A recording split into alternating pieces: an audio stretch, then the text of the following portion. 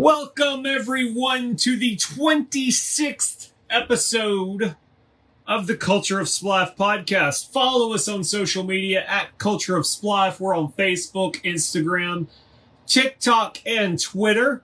You can also find us where podcasts are found, such as iTunes or Spotify. Wow. I think I need to get better at saying that. Where podcasts are found. What kind of nonsense is that? We've got Rod Bradley and Josh Crego joining us, so let's go ahead and let them in.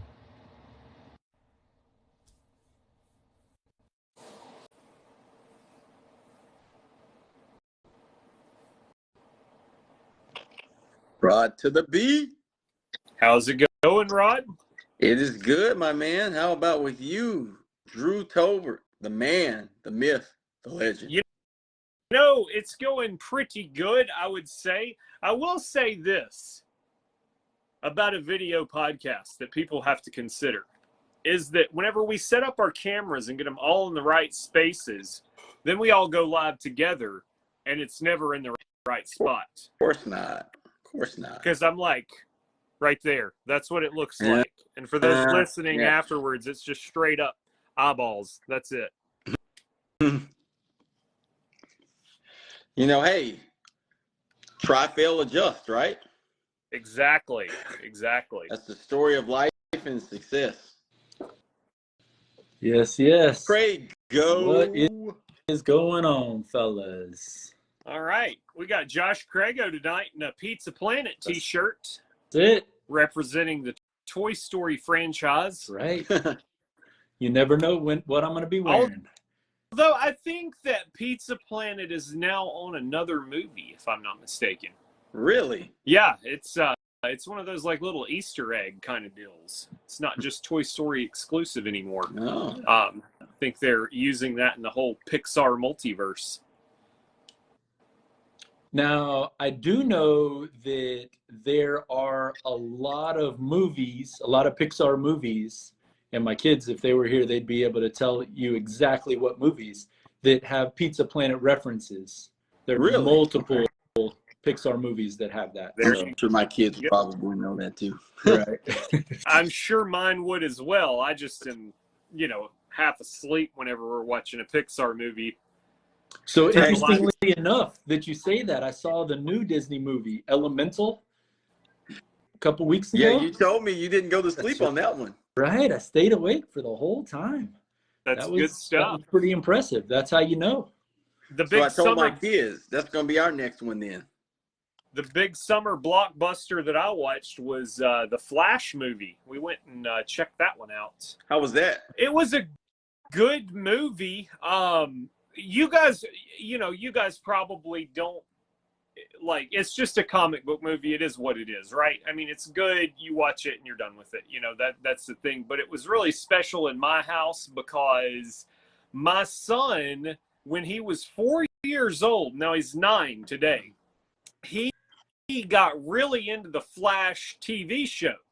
And they announced they were making a movie literally 5 years ago. Now, think of the landscape and how much things have changed in the past 5 years. We're talking COVID happened, theaters like possibly shut down. We actually had one open in my local town, and he's like, "You think I'll watch the Flash movie there?" And I'm like, "I don't know if it'll be done in time."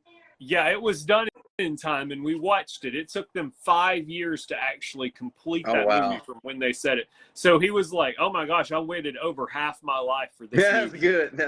I'm like, yeah. So he was pumped about it. He loved it. It was a good thing. It wasn't a crappy movie. I was kind of scared that at that point, after 5 years, what can meet your expectations?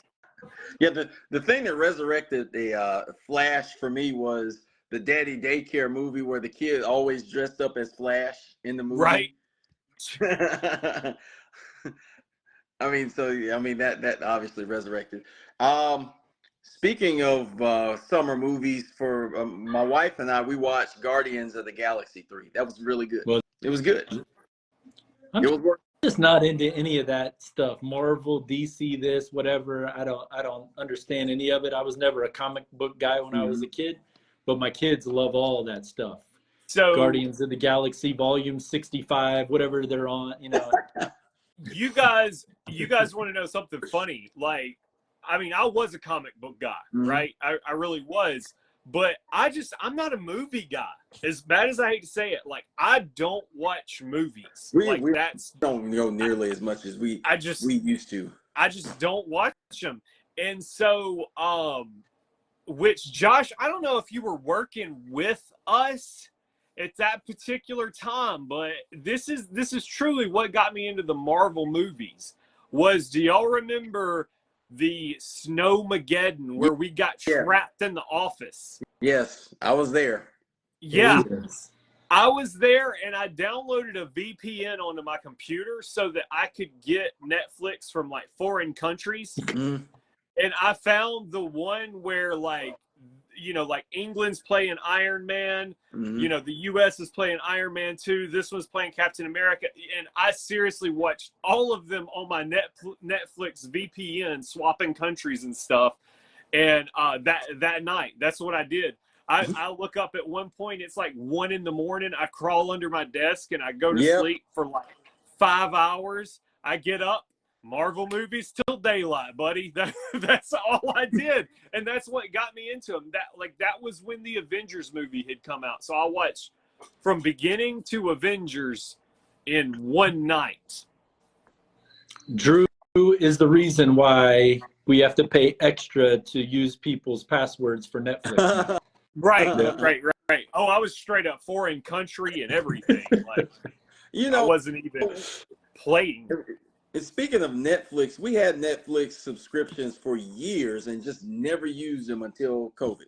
Like 2020 was the first time, I mean, in like the 5 years we had Netflix that we actually used it. And then now we can't like live without Netflix. Right. All streaming services, though. If you want to watch sports, you got to have 15 streaming services. Yep. So it's interesting that Drew started this conversation out with Blockbuster, right? Blockbuster weekend, and we all know that Blockbuster missed out on Netflix when they were offered to purchase them. But how about the Blockbuster LSU baseball game? World Series against the Gators. Yep. What was y'all's take? I mean, it was all right. So what streaming service did you stream that one on, Josh? Oh, that was legit. That's direct TV stream. Yeah. Direct TV stream. Just regular TV. No, honestly, I thought, okay, so if we would have done this like we did the playoffs, NFL playoffs, I would have probably picked Wake Forest to win it. Early on, they looked really good, and then they got beat. And so I was like, well, I mean, Florida's got to be the one that wins this, right? It just makes perfect sense because LSU, they didn't have a great showing throughout. They had a good showing. I'm not going to say they did bad, but they weren't great. And so I was like, oh, Florida's got this. Florida's going to win. One thing I didn't realize until they matched up, they hadn't even played each other until the World Series. So these whole people, you know, talking about this, you know, mess of SEC versus SEC, like they didn't even play in the regular season. Yeah, it's kind of a crazy thing to know that before the World Series started. You know, my thought was that Florida was going to win it. I mean, you looked at all 8 teams. I feel like from a consistency standpoint, I mean, Florida was going to win it. And even here, I just thought that, you know, Florida they find ways to win games this year. So, but credit to LSU in terms of finding a way to win that first one. And then I don't think there's ever been a more Jekyll and Hyde like finals than that. I mean, you know, you go from winning in 11 innings to losing by 20 runs to winning by 14 runs. I mean, I'm just like, what in the world? Right. Yep. I mean, it's just crazy. I don't know if it's the metal bats or what, but the way the ball goes off the bat in that World Series, it was amazing. I mean, like 115 exit velo, balls going 450 feet. It's just like, whoa, insane. But I mean, the guys throw hard. I never watched as much college baseball in my entire life as I watched probably in this College World Series. And these guys are throwing 93, 95, 98. And coming off that aluminum bat, that ball just, yeah, exactly. I mean, but Omaha has always been a homer-friendly venue I mean, like just since they had the World Series, it seems like it's just always been homer-friendly like that. But yeah, I mean, to me, there's just something magical about Omaha. Period.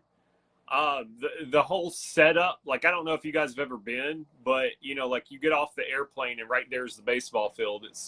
It's just kind of a magical wow. sort of experience, because I think you technically land in Iowa. It's right there on the line, and it's seriously like the first thing whenever you get into Omaha, and so like that whole experience, it's like it feels during that week what Omaha is built around, right? I'm not saying that it's not. Omaha is one of my favorite places on the planet.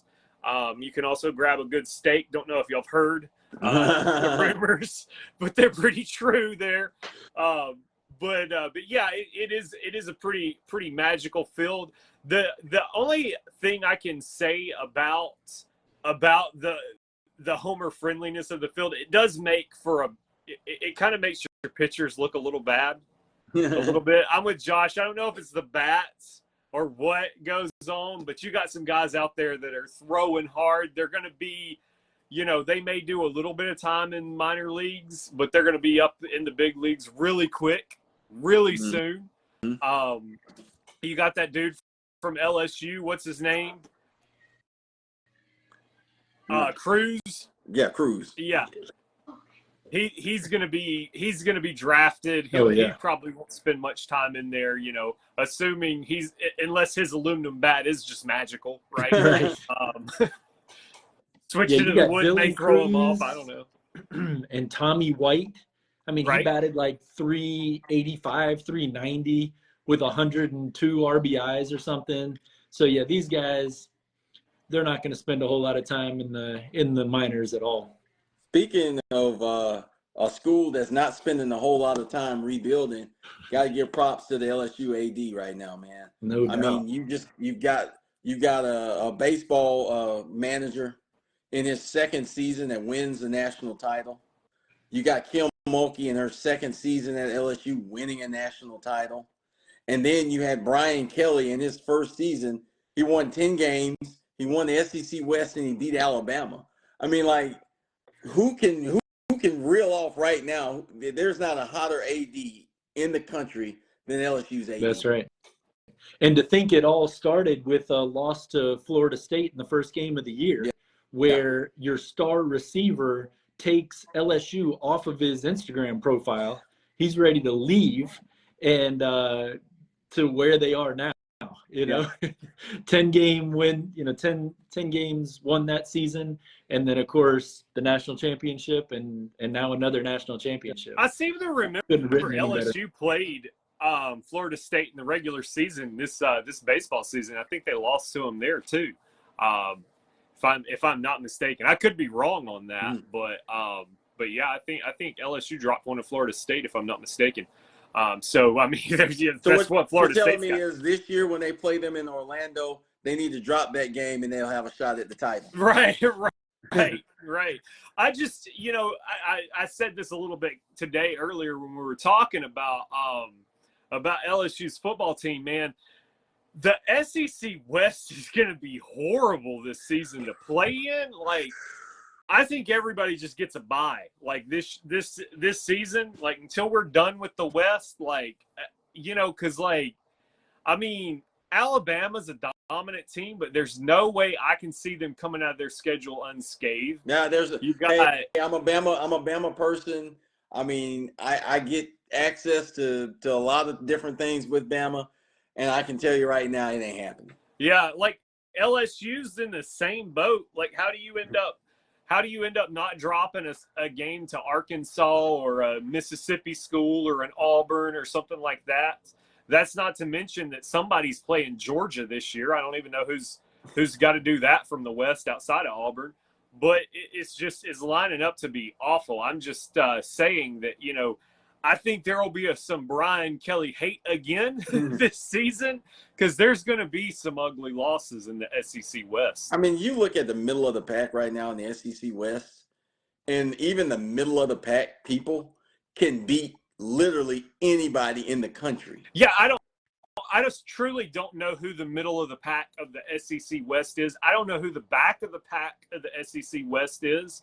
If I was guessing, I would say Mississippi State falls in the back of the pack, but only because, they lost their coach, right? Yeah. But then again, they're playing with the chip on their shoulders. So I don't know. I can't tell you where that pack lands. I don't know who wins it. I don't know who does poorly. They could all be eligible. There's literally 4 teams in the SEC West you can look at and say that's a top 10 team. Right. Probably like 4. There's 5 or 6 that you could just say they're top 25 good. There's only 7 total anyway. So, Does Mississippi State still have that gunslinger? No, he's gone. He's gone. So I don't even know who their quarterback is. Yeah. I know that Ole Miss got Sanders from Oklahoma State. Still have Jackson Dart, but they also have Sanders. I expect to be more consistent. But yeah, they're not going to have a quarterback problem this year. Bobby Petrino is now the offensive coordinator at Texas A&M. Right. Wow. Which that's going to be a battle of button heads, I feel like, with Jimbo Fisher, but that's just my 2 cents. It's tough to have those 2 big egos in a room together. And Jimbo's coaching for his job this year. Oh, right. For sure. Yep. Yeah, it's not happening for him if it's 5-7 again. Yep. Which again is sad. Because this year, 5-7, 5-7 in the West this year could be, it won't be, but I'm just saying it could be a top 25 caliber team. Mm-hmm. Like, that's how good they legitimately could be. Yep. It'd be interesting. Speaking of how good something can be, I got a little Uncle Joe's trivia. Let's go. Right. You're going to have to lay it on us, man. Yes. Let's see how good this is this week. So this one was really interesting. There is only one team that has had back-to-back number 1 draft picks from college to the NBA. What is that team? This should be good. Spoiler alert, I would have never known who the heck it was. Yeah. I would not have guessed that team ever. I already know there's probably going to be 2 teams right now that everybody's just going to guess off the bat just because of the recency effect of what they've been doing. Right. Oh, well, if you would have asked me, I would have said, oh, that's easy. It's got to be Kansas, North Carolina, Duke, UConn. I don't know. Those teams would have came to mind. Yep. All right, and then the second one, which I haven't asked y'all about. There are only 4 players in Major League Baseball history that have hit 400 home runs and had 10 Gold Gloves. Ooh. Name those 4 players. That should be pretty good. Yes. 400 home runs and 10 Gold Gloves. That's right. Mm-hmm. That's right. Yeah. That's a good one. Yes. That's even got my wheel spinning, so I know our listeners definitely have to. Absolutely. So speaking of I should have done the first trivia question second to transition us right back into the NBA. But did y'all have a chance to watch any of the draft? did. We, I mean, it was DVR'd, but for sure, definitely went through and watched it with my daughter there, and so I mean, it was just interesting just to see so many G League guys get drafted, like in that first cluster of them. So Yeah. we, Gabby follows, like the twins that got drafted 4 and 5, Amen and Ulster Thompson. So, and even just kind of like the schedule they've had since they were like 10 years old in terms of the things that they've done on a daily basis. And so, I mean, that's the cool thing that I love about the draft. And the NBA draft is one where it's not so long, or it's not like several days to where you're just like, oh my goodness. I mean, it's 2 rounds, and Right. so it's cool just to kind of get an opportunity to hear some of the backstory for some of them. So I mean, we obviously knew who was going to be first, so I don't think there was really any just shockers. Maybe outside of a lot of the guys who were like your senior players, like Drew Timmy from Gonzaga and Oscar Sheboy from Kentucky, and I mean, like they were like all Americans, Naismith winners, and I mean they didn't get drafted. There's no room for big men in the Nope. NBA anymore. If you can't shoot, if you cannot shoot the ball outside of the 3-point line, they don't want you. And of course, Drew Timmy, he's slow on the college basketball court. Imagine how slow he'll look in the NBA if he has an opportunity.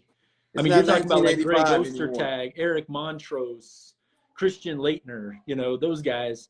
They were okay in college, but then when they got to the NBA, they just look slow. And notice Edie from Purdue decided to stay another year just because he kind of already knows, right? Yeah. I didn't even think about him. Was he in the draft or did he pull out before? But he decided he never entered. He decided to stay. Oh, okay, yeah. But it goes to your point. I mean, and even think about it this way: those guys get so much acclaim, right, from the talking heads on ESPN and CBS and everywhere else. But in the tournaments, they tend to run up against teams that are more guard oriented and play more of an NBA style, and they can't compete. That's right.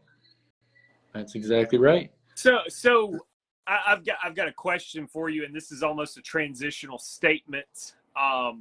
Just got a notification from our YouTube channel about a post that was made apparently. So you said big men don't have a place in the NBA like they used to. So does that mean somebody like Shaq? What happens to him now? Like if he was coming out of college, would he have gotten drafted? And I think y'all know where I'm going with this. Yeah, that's generational talent, right? That's 7 feet, 300 and whatever pounds. I mean, he couldn't shoot a lick when we drafted him number 1 overall. No. And then he developed this post game, and I mean, just completely dominant. There's no way that you could compare Oscar Shigwe, which I don't watch a ton of Kentucky basketball, but I would venture to say that he's reached his ceiling. I didn't see him improve at all this year after being. No, I'm gonna tell you exactly why. And I think Shaq obviously is a generational talent, but I don't think Shaq can lead anybody to a championship in this age's NBA. I think that he would have a limit in terms of how far he could take a team. And to answer your question about Sheboy, I mean, like last year he was getting like 30 points, 20 rebounds, or 25 rebounds and 20 points or whatever.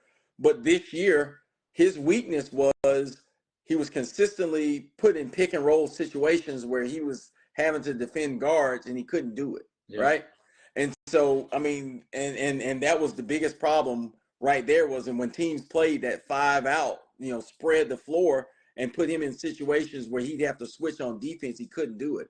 And so that's part of the reason why he didn't get drafted was just because if anybody pulled the tape of any Kentucky game this year, Kentucky's defense suffered, and that's why they were such a mediocre team was just because he got exposed for not being able to keep up with the modern game. Yeah, I mean, he did so well in 2022, 2021, 22 season, but he's one of those guys that didn't pick up a basketball until he was older. Yeah, he was like 15 years old. Yeah, exactly. And I don't know.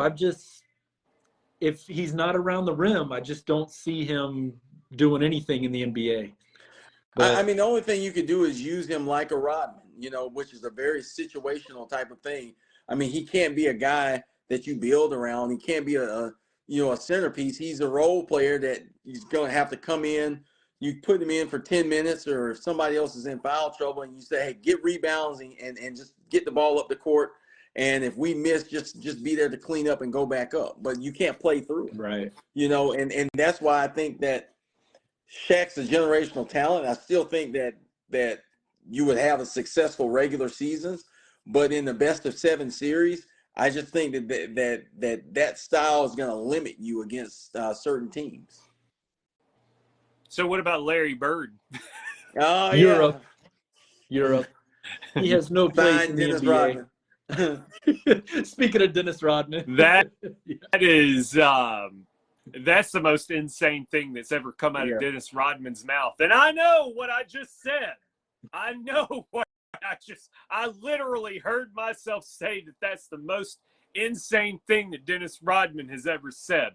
But to say that Larry Bird would play in Europe now, that is absolute craziness.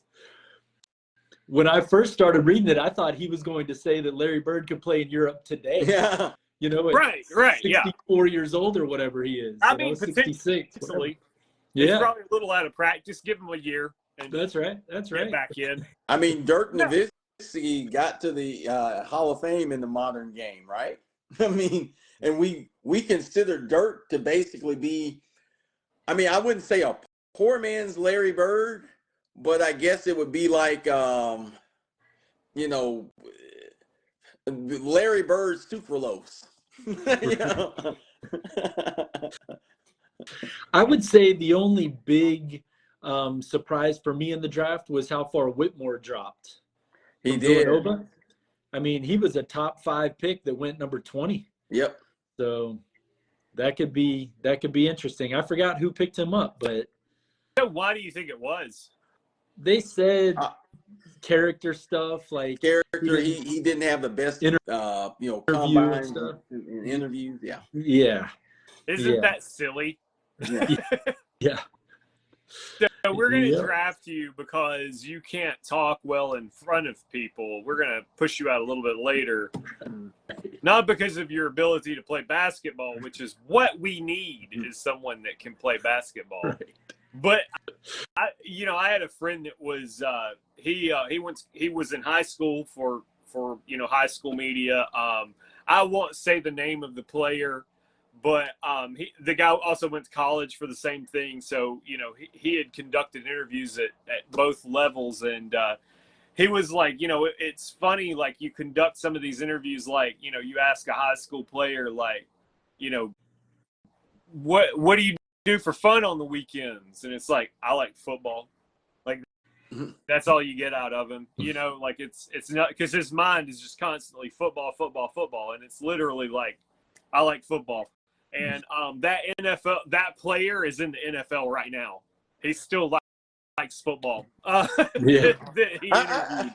I mean, I don't care if you play football. You can play football. If you play basketball, you can play basketball. Why something like that matter? But whatever. I think all the combines are totally overemphasized.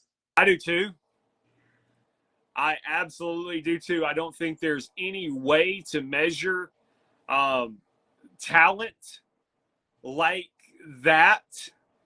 Because I mean, you have what Allen Iverson's most famous for talking about is practice, right? We're talking about practice. Like, who cares about practice? Oh, they don't practice well. So let's look at them in the game, in-game performance. And I think that that dictates a lot of our sports world is what happens outside, but you and I only get to see what's inside, right? And we have to make the questions of why would that have happened, right? It's almost like sitting there with the kids on the bleachers, parents, like, oh man, if my little Timmy was playing second base, he would have made that grab. Why is he sitting in the dugout?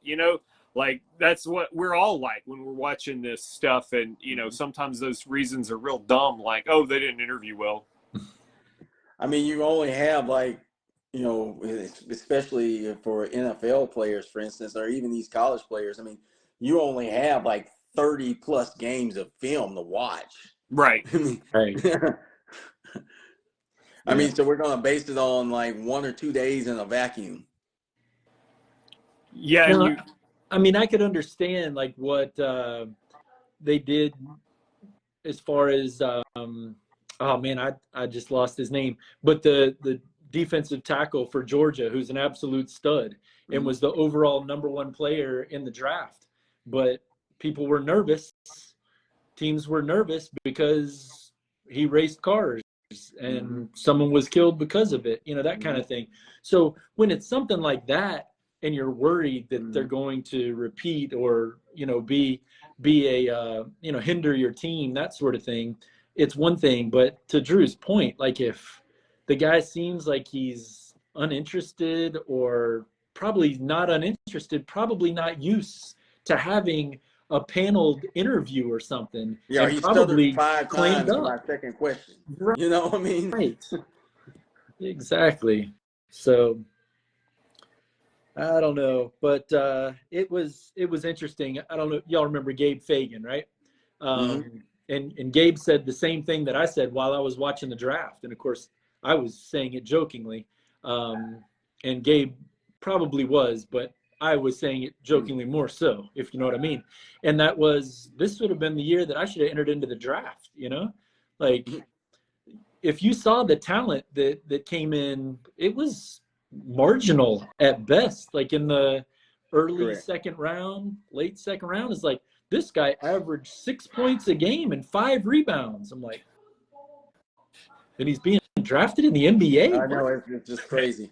But but you know what's worse about it, you know, we've talked about those picks that you get, like, oh, we traded for, you know, the pick for the 2033 draft. Like, just think, some of those picks were probably like stuff like that, where it's like, oh my gosh, we've been holding on to this pick for 10 years and now we're finally using it, and you know, for nothing. Speaking of I know it's crazy. Speaking of marginal talent and low picks and all that stuff, I mean, I guess that kind of brings us to, I mean, we're at the height of soccer season here. I mean, what is the U.S. men actually won was it kind of like the, you know, the federation type of setup they had where they beat Mexico, which that game got crazy with all of the red cards and fighting, and then they came back and beat Canada, and of course in the Gold Cup they tied Jamaica. But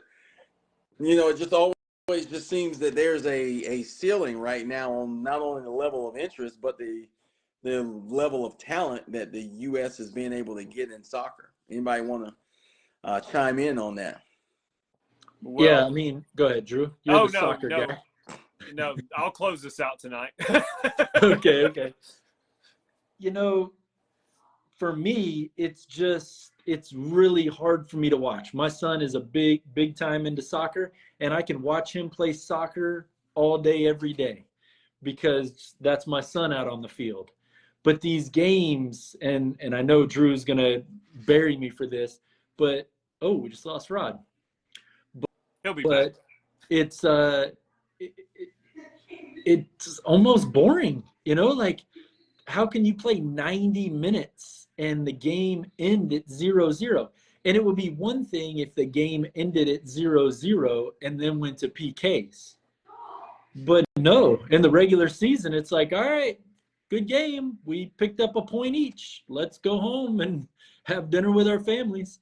And it just leaves the fans with, or at least me as a sort of fan, why did I just waste 2 hours of my life watching this to not come out with an outcome? So there's that side of it for me. And then the other side of it is the talent. I mean, the talent has definitely improved with the U.S. men's team over the last couple of years, you know, with the kid from Chelsea. Wow, how did I forget his name? Right. But you know, the the men's talent just hasn't been there. Or is it that the men's talent outside of the US is just so much better?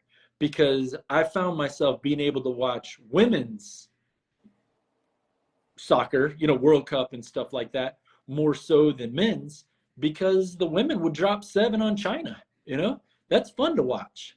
And maybe they're just so much more talented than every other country. And maybe the US really is talented.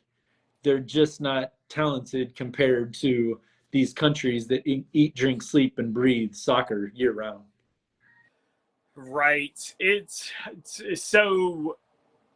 All right. So I don't know which point I want to address first.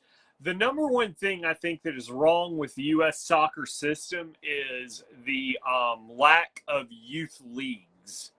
And I don't mean like I can go to, you know, Birmingham City Park and play, right? That's not what I'm talking about. I'm talking about the legitimate youth leagues like exist in England. Um, so just out of curiosity, Josh, I'll ask you this as an outsider looking in. Do you know how many professional teams there are in England for soccer? Probably tons. There are over 200 Yeah. professional soccer teams. Wow. 200. Now, it's not like in the U.S. because, I mean, the only sport that we would have that would come close to that would probably be baseball. Mm-hmm. We probably have 200 professional baseball teams when we count the minors and stuff like that. But unlike baseball, in all of the other leagues, they're playing for something. They're always playing for something. And what I mean by that is we have relegation in all of our European leagues and all the African leagues and, you know, our friends in South America. So if you suck, you don't get to be in the upper echelon of sports anymore. You leave, right? So it behooves you to pick up players the second they turn 15 and 16 and start training them. And so you train them and you're paying them a small salary while you're training them. If you think about it, American sports won't allow that because of college, right? Mm-hmm. You know, we can't pay a 16-year-old to play any kind of sport. But that's what's going on overseas. So you get that mindset, but also those nothing to nothing ties are exciting because you get points for every win. You get points for every tie. You get nothing for a loss. And so whenever you're the worst team, like to me, the most exciting part of the English Premier League this year was Everton. And Everton was the 4th worst team in the Premier League. And the reason why it was so exciting was because I have a friend that's an Everton fan, and I just knew they were about to get relegated. They were seriously like 2 points, maybe just 1 point outside of that relegation. So they literally hung on by the skin of their teeth. So it's exciting at the bottom. It's exciting at the top. And guess what? Ties matter in that scenario. We didn't have to have a winner or a loser because we knew if this person tied and this person lost, Everton's getting relegated, right? So it's exciting because you build up those rivalries, those teams that you hate, that you want to see go away for a year. Now, what would happen if Everton went to a lesser league? So let's compare it to Major League Baseball. If the Braves suddenly went from Major League Baseball to AAA, they would go out there and they would destroy them. We know how it's going to end up. They're going to win every single game. It's going to be a good time, though. You're still going to have fun. You're still going to pack the seats out. Then they're going to go up the next year, right? And that's the stuff that keeps that exciting. And the English Premier League is the most viewed league in the world, if I'm not mistaken, when it comes to soccer. It's pretty highly rated. And, you know, I definitely think, obviously, league development plays a huge role. I also think that if you look at it for the United States, I think the biggest thing right now for us is that the selection of talent that's playing soccer is really, really lacking. Because Right. if you look at most countries, their most elite athletes are playing soccer. You know, the most elite athletes in America right now, they're playing football and they're playing basketball, right? And so, that's where you see all of the excitement, the exciting plays, just the freakish things that are happening. And so we're stuck oftentimes with your third tier athletes that are the main ones in America who are playing soccer, and they don't hold a candle to, if you look in Europe and if you look at North and South America, if you're looking at Africa, they don't hold a candle right now to those players there because they're getting the cream of the crop. So I think one of the things you've got to look at in America here is, what are some things you can do just to be able to increase the talent level? I mean, maybe you start looking at, hey, that third string guy in college, maybe you should look at, what you could do with soccer. I mean, because obviously the contracts in soccer are ridiculous because the top three highest paid people, according to Forbes last year, were Cristiano Ronaldo, Lionel Messi, and Mbappe, right? Right. So money is certainly there. And then, of course, anybody in America who's any good, they're playing overseas for professionally, right? So, I mean, but I think that but of course, you've got to make it worthwhile for, why would the high school kid, decide not to be the third string guy on the successful football team versus playing soccer? You've got to make it something that's attractive, like you said, to start making sure that talent could start going there. Well, and I've seen some of those 16-year-old youth contracts and stuff like that. I mean, if I go up to a 16-year-old in the U.S. and say, hey, I'm going to give you $500 a week to play soccer, I mean, that's going to be all the money in the world to them, Mm-hmm. right? Because you're talking about, again, the way our collegiate system works, it's not there yet. Now we have youth development, don't get me wrong, but it's not the same. No. Because if you want your kid to be good at sports in America, you're going to pay money for your kid to be good at sports in America. That's not how soccer works. If your kid's good, they're getting paid. Mm-hmm. And that's the end of story, right? And once that kid turns 18, they're not looking at what college they're going to in Europe. No, they're looking at those teams like Everton and stuff like that they're about to get loaned to, right? As you guys know, I'm a Liverpool fan. Got my Liverpool shirt on right now. So, these guys are going on loan. They're going to lesser teams. Yeah, they're not getting championships and everything, but they're making money. They're getting experience, and then they come back home. So it's just a different mindset. And again, relegation. Could you imagine that? Mm-hmm. In America, people would freak out if you talked about moving something like that around. But I'm all for it. Hey, Birmingham Legion's a good enough soccer club. We could see them in the MLS if we relegated some folks out of there. Yep. Yeah, I know. I mean, it is crazy, and just kind of the in this thought here, when you do have really good athletes that are playing soccer, they're being pulled in other directions. Like my youngest daughter is really, really good at soccer, and she's extremely fast and athletic, and people are trying to get her to play basketball and run track.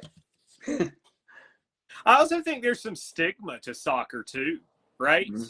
I feel like, honestly, like we're still not over Cold War ties at that point. Like soccer almost feels a little communist to us.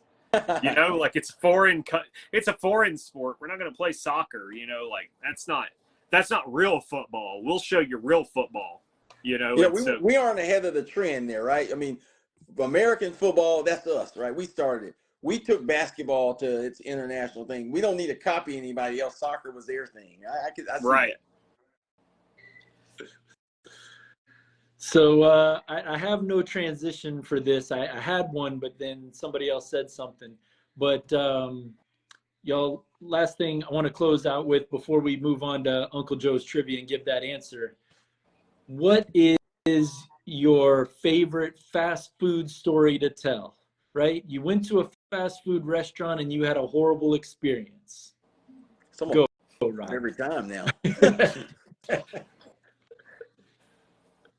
It's like, yeah, I mean, you're telling us just in all one. seriousness, is your order ever right at a fast food restaurant now? Mine is anymore. Like never. I'm batting 1,000 now. Given I do have a family, that's 5 orders technically for me. But when you're saying that you mess up 20% of the time, that's pretty bad, right? Is it just me? So this came up in pregame, listeners, because my daughter and I picked up Arby's on the way home today from Home Depot because she's painting her room, and pulled into the drive-thru. Had the nicest lady take the order, as sweet as she could be. We pull up, they give us our drinks, and then they say, your food's not ready if you'll pull into that parking spot over there. And so we're sitting there looking at the Bud Light advertisement at the pink package store. We'll save that for another day. But we wait, and then they bring us the food. And I said to my daughter, hey, do you think we should check the order? And she's like, nah, we're good. Famous last words. That's right. Famous last words. That's right. So we get to the house. My son runs over. He gets his kid's meal. I see my wife's sandwich in there, her turkey bacon ranch combo that was $15 or whatever it was. I don't know if y'all have been to a fast food restaurant in a while. Oh, yeah. Oh, my. It's like sit-down restaurant prices without the, white table linens. No doubt. But, then I get my fake lamb sandwich for $14, whatever that was. And then there are no 9-piece chicken nuggets to be found in that bag. And it was bad. It was really bad. So my daughter split a sandwich with my wife. Of course that was going to happen. Yep. Mom always comes to the rescue on that one. That's right. I called Arby's. I'm trying to get my money back. Most of the listeners will chuckle at that since I'm famous for those types of things. Oh, yeah. But I couldn't get a credit. But they assured me the next time I was there, I could get a free menu item, whether that be chicken nuggets or any kind of sandwich. So we'll see how that ages. Yeah. Turkey bacon it is the next time, right? That's right. Go ahead, Rod. I know you got one for us. And so this was a little while back. There is a McDonald's in the greater Birmingham area. I will leave the actual location unnamed, but it was a Saturday afternoon. So, I mean, that's typically going to be your busiest time. Like, we're talking about like around 12 or 1-ish. So that's like lunch and so we order our combos and everything, and all of a sudden they're coming through the drive-thru like, we're actually out of fountain drinks. I said, okay, so how's this gonna work here? I mean, we did get some 2 liters, and we can just pour them in the cups for you. I said, okay, so you're pouring 2 liters in the cup. So am I still paying combo prices for this?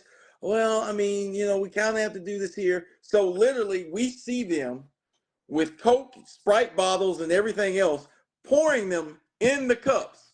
So I said, so what are you going to do when you run out of these 2-liter bottles? We ain't gotten that far yet. Obviously not. So, I mean, it was just a memorable experience right there. I mean...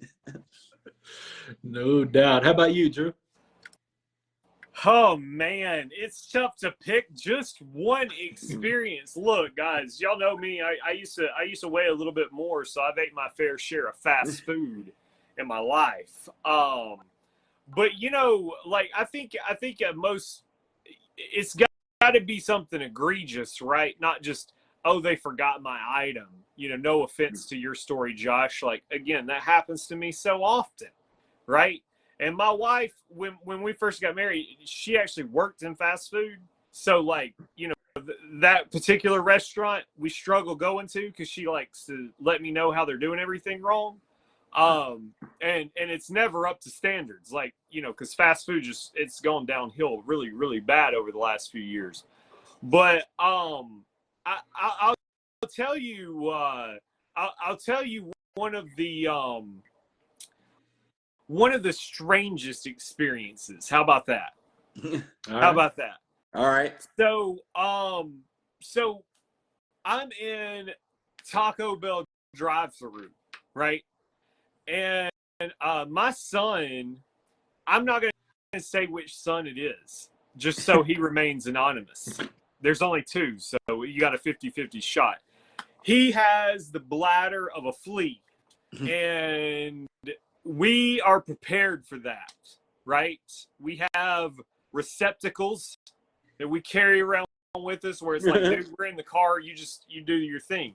And this was one of those scenarios where he's like, I gotta go. And I'm like, well, I'm stuck. This is one of those lines you like are committed to, you can't get out of. You know what I'm talking about? You're jumping a curb and ruining some trim on your car if you get out of this. And I'm like, I can't go in with you, so you just gotta go. And he's like, here? You know, he's done it driving down the road before where it's like, hey, the next exit's 25 miles. Sorry, bud, you gotta do this. Like, yeah, here, because I can't let you go in by yourself. You know, he's a kid, right? Mm-hmm. Well, so he hadn't gotten used to this whole concept, especially in a busy public place. You know, there's things we do as guys when you're in a busy public place where you can hide stuff.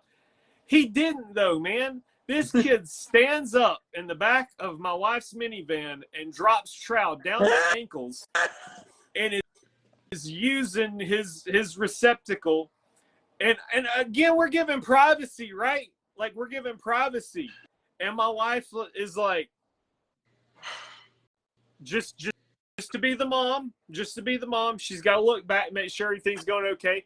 Translation, make sure it's, you know, the cup. And looks back, and he's standing up, and there's people behind us. People behind us, and we're like, no, you can't do. I mean, yeah, it's a minivan, it's tinted windows, but you know they saw that. I mean, that thing's brighter than the sun. It's never seen the light of day before. I mean, we're talking about something that's white. You know what? White. And I'm like, here they are. What are they doing? They can't, like, you can't say something, right? Because it's a kid. You can't stare at that. So they're just stuck. We have a captive audience because they are stuck too, and we are stuck, and nobody's moving. And I got my quesadilla and went home. So if you're hearing this, I'm sorry. What happened? We couldn't do anything. Oh my! It would only be on Apple Podcasts that anybody be listening, because we know that Facebook has shunned us. So right. Nobody's even notified that we're on Facebook anymore. So there you go. Only podcast to go from hundreds of views live to 4, you know, in a matter of a few weeks. So right. All right. So I got the answers for Uncle Joe's. Y'all ready? All right. So the first question was, what is the name of the only college to have back-to-back #1 picks in the NBA draft coming out of college? And that answer is Duquesne. The Dukes. That would be in 1955 and 1956. I think y'all made that up. I've never heard of that college before. No. What's weird to me is you got this off of a social media post, and that means that college at least has social media that I've never heard of before. Yes, the Dukes of Duquesne. I've heard of them. They're in Pittsburgh. Okay. that used to be the team that I would pick to play against in college basketball, back in the early 90s or something, because I knew I'd be able to blow them out. See, but that's because of where you were from. Like, mine was like Birmingham Southern, like that was the team I was picking. They weren't on that game. Sorry. But you get what I'm saying, some strong NAIA action right there. there. You go. There you go. And so, the funniest thing is I guarantee you any viewers that make a comment, they're going to be like, well, I mean, surely it's Kentucky with all the one and dones, or Duke, or maybe even North Carolina. So, I mean, yep. It's wild. That is a flex for them, though, for sure. Oh, yeah. Absolutely. Absolutely. Probably the last draft pick they ever had. That's right. Exactly. So the second question was, there are 4 Major League Baseball players to have 400 home runs and 10 gold gloves. Were y'all able to come up with any of them? I'm thinking, obviously, Cal Ripken is the first one I would think of. Cal Ripken would be incorrect. Oh. Yeah, I don't think Cal Ripken got 400 home runs, did he? I don't think so. Oh. I think he was in the high 3s. Yeah, I was about to say, I remember 360s, but I don't remember higher than that. Yep. Any other guesses? Barry Bonds? Nope. He didn't get the Golden Gloves. Nope. Willie Mays. I was going to say, Willie Mays. Mike Schmidt. Would have never guessed that one. Phillies. Ken Griffey Jr. Yep. Of course. And the only one of the 4 that is not in the Hall of Fame is a very special player to one Andrew Tolbert. Shares the same name with a different spelling. Yep. Jones. Andrew Jones. Andrew Jones. Put that man in the Hall of Fame. It's so ridiculous. I think there are going to be like people that get in before him that's going to be really – well, there already are people that have upset me, but yeah. There are going to be a lot of people put in before him that are going to be upsetting too. I don't get it. Their process of selection. I'm sorry. Yeah, definitely. Definitely. Just like Facebook's got to fix their selection of what podcasts they allow to be on their platform, because I've been told ours is pretty good. What have y'all heard? We're like Rodney Dangerfield right now. Yeah. Three out of 3 mothers surveyed agree our podcast is fantastic. Exactly. That implies that it's our 3 moms. That's right. Yeah. Yeah. We start the hashtag Rodney Dangerfields here now. No respect. That's right. Exactly. No doubt. So we might have to take it back to TikTok. Who knows? We'll see next week.